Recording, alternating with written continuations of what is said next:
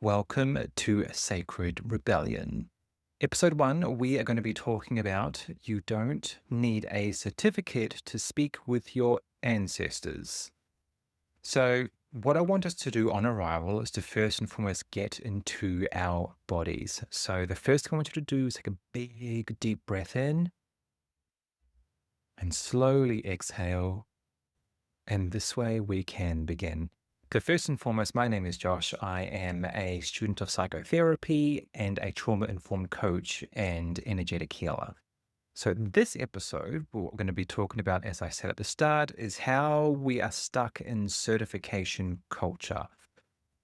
Before we jump into that as well, what I want to make sure that we do is acknowledge the land that we are on. So I'm on the beautiful land of the Quandamuku peoples, and I pay my respects to them, to their elders past, present, and future and emerging, as well as to the land on which sovereignty was never ceded.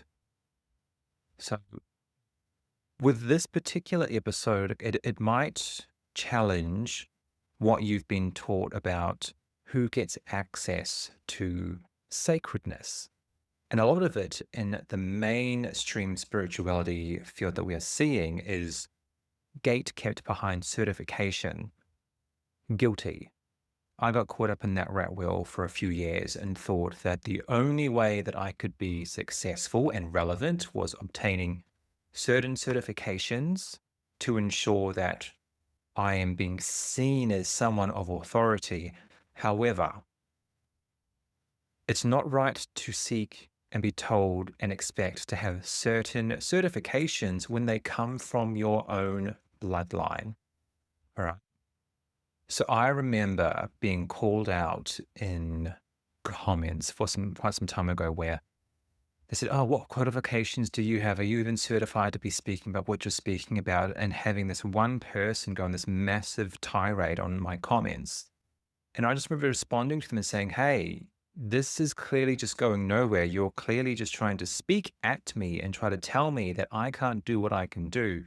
When, for starters, you don't know my ancestral line, you don't know my experience, and you don't know what I've been up to the last few years. So how can you talk about what you're going to be talking about at me when what qualifications do you have?"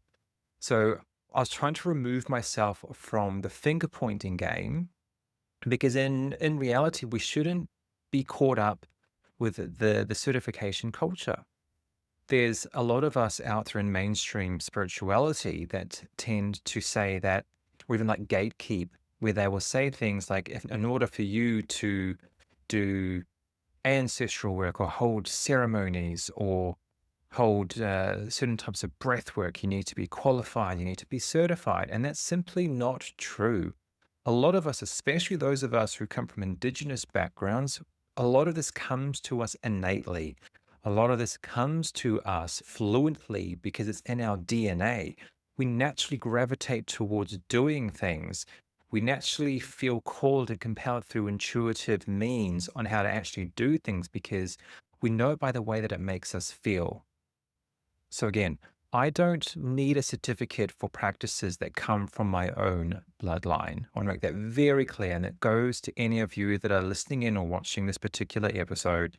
You do not need a certification for something that is very unique and relevant to your ancestral bloodline. So where I'm coming from with this is how certification does not necessarily mean wisdom.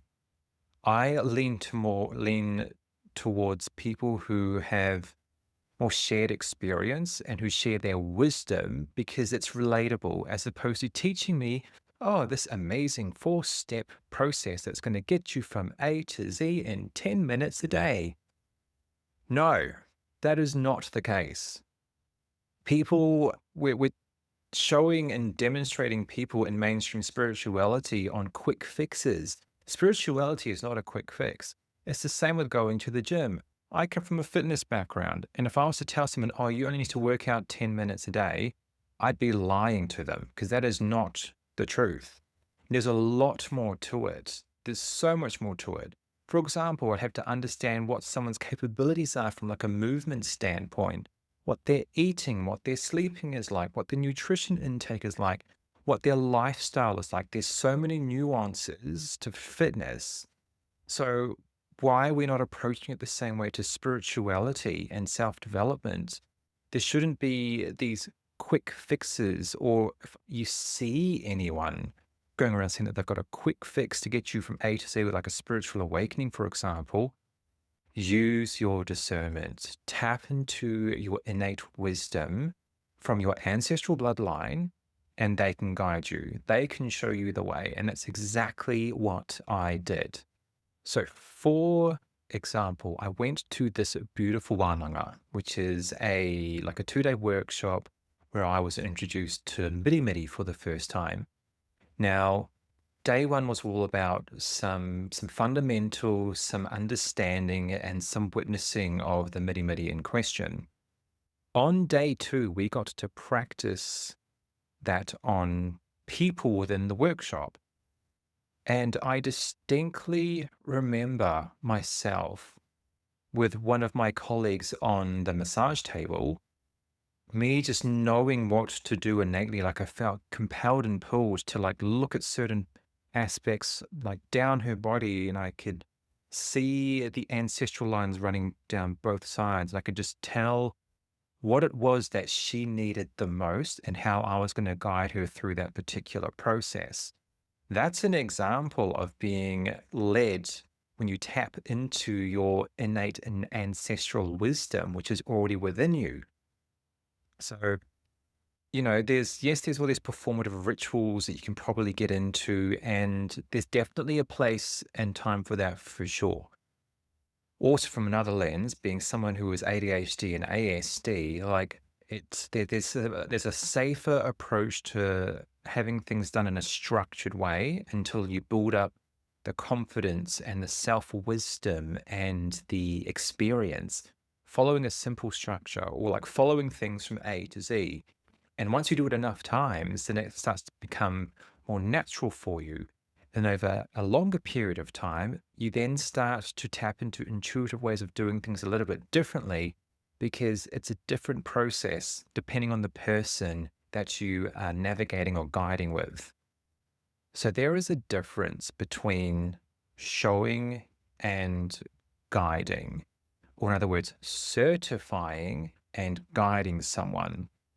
So with coaching frameworks, yes, there's so many of them out there. I've certainly been taught some, especially from like an insurance perspective. There are a few qualifications that, yes, I needed to make sure that I had just to protect myself. I always encourage people just to make sure that you cover your ass. So I will speak, for example, on having like a mental health first aid certification, or even being trauma informed. Like being certified as a trauma informed coach is hugely beneficial when you are in the coaching or spiritual healing or energetic working spaces.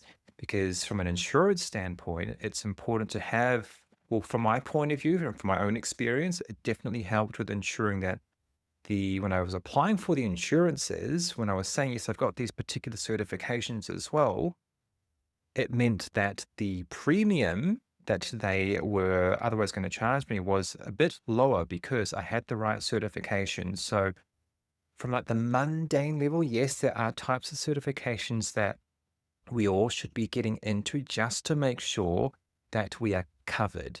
But when it comes to sharing things that are very bloodline or ancestrally related, there shouldn't be a price or an expectation or creating fear-mongering or FOMO around needing these types of certifications when it comes to something that comes innately natural to yourself.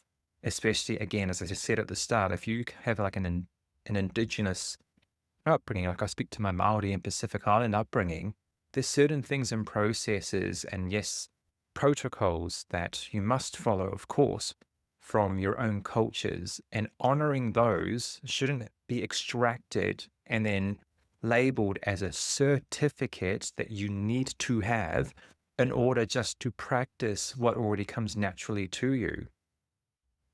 So I'm going to invite you into a bit of a reflection here.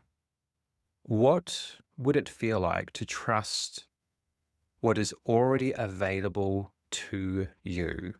Like, really sit with that. What would it feel like to trust what is already available to you? Like, what automatically comes up for you when you're going through your process, when you're going through an energetic healing with someone, when you're going through like a shadow work coaching session, for example, or just a coaching session in general, like life coaching, even like any ancestral work or spiritual work or anything along those lines.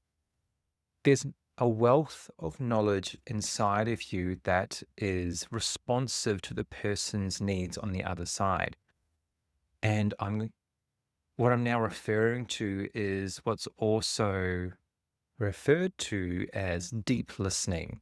When you are deep in a state of listening, you are more than just hearing what they are saying.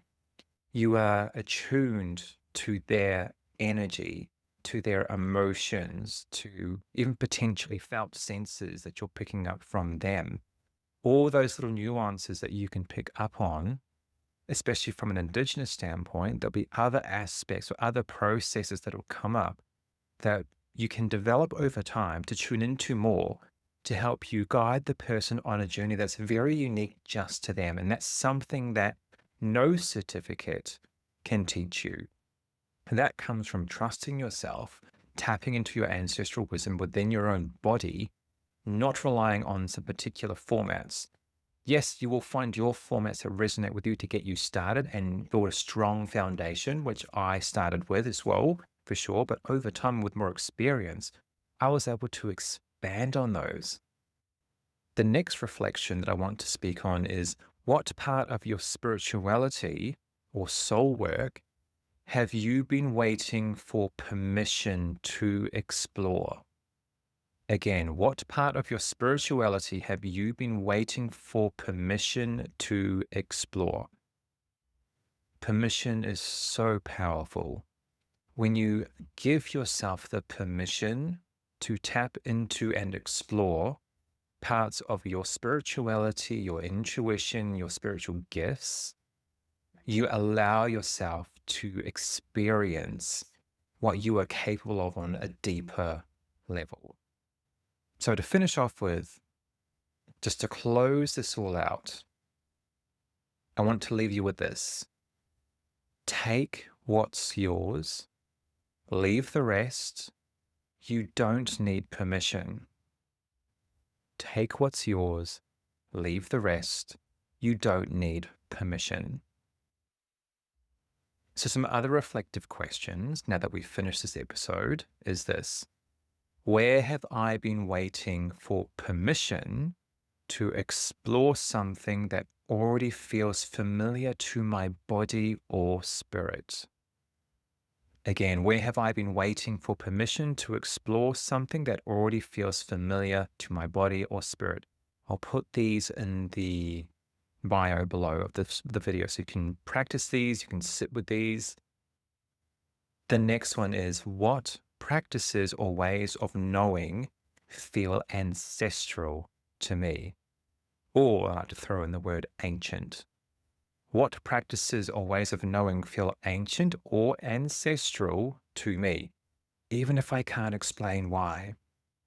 How does my body respond when I imagine trusting myself instead of seeking validation?